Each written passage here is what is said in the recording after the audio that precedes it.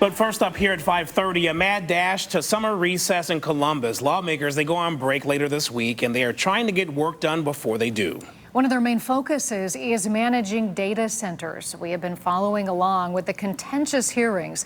And today, your Columbus Bureau reporter Morgan Trout breaks down a brand new bill that came after that testimony.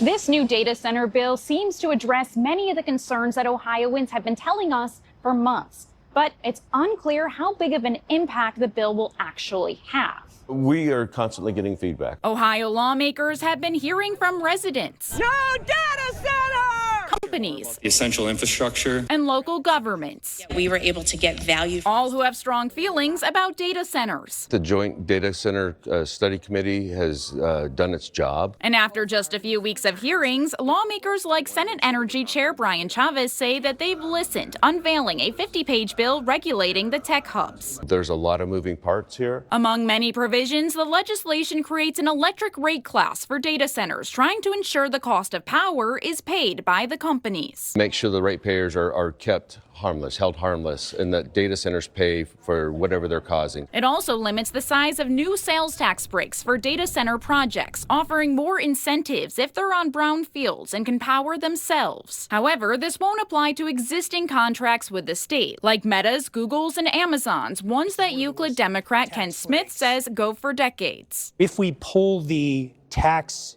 percentage back from 100% to zero, 76% of the market is not affected because of these deals that those three signed in the Kasich administration. To limit water use, the bill requires data centers to have a closed-loop water system or to use best practices for conservation and efficiency. Another big topic is transparency and companies asking public officials to sign non-disclosure agreements. The bill has nothing really about NDAs, doesn't outlaw them, does nothing to make public officials accountable. Why not provide a little bit more transparency with the NDAs?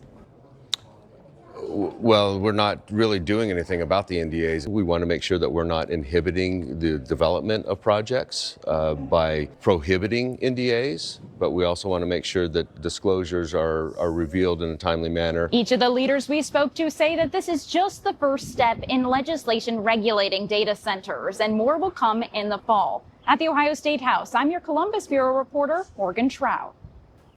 And Governor DeWine says data centers are going to be built somewhere, and there's an economic advantage to having them built here. We can't throw them completely out and say, oh, no, we don't. We want to close the walls of the state of Ohio, and we don't want any data centers to come in any more than we can do that to any other business. This is where the future is. This is now, and we have to be part of it.